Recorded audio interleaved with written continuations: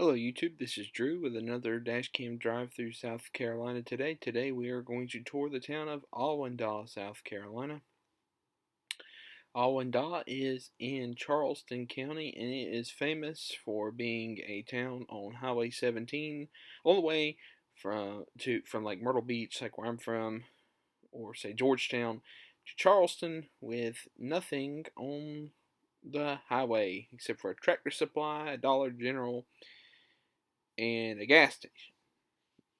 But, to some people's surprise, perhaps, according to Wikipedia, Awendaw is a 17 square mile town. That is a lot of mileage, especially for a lot of the towns we have done so far, which most of them are around 1 to 3 square miles. Of course, Charleston and some of the other bigger ones not being that, but some of the smaller ones for sure. So that is interesting. So this video is in double speed because I tried to get as much of the 17 square miles as I could, which included turning off at 17, which of course, like I just said, the 17 part just really has those 3 stores and it's a bunch of houses and trees. The Francis Marion National Forest bucks right up to the town, and a lot of it is in, like, I don't know if it's in Awendaw or if it's just around Awendaw, and kind of jags in between of which is town limits and what's national forest and that kind of thing.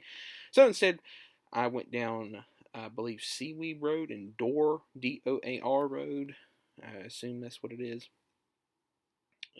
And I also went to the Bulls Bay. I believe it was Bulls Bay. No, it wasn't Bulls Bay.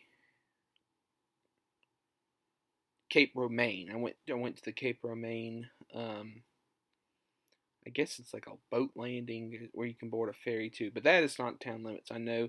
And the road is going to split up here, and so I show myself taking the split, and then I cut it off and rejoin whenever I'm leaving there, and re-enter the split or re-enter the road off of that split.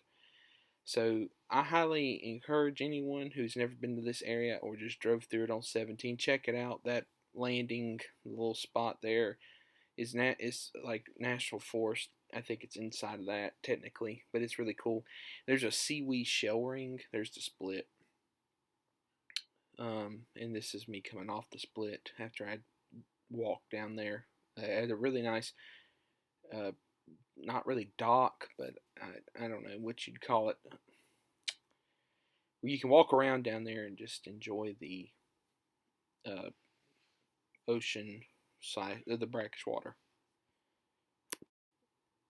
In fact, I was down there and saw an alligator while I was there, so that was interesting for sure.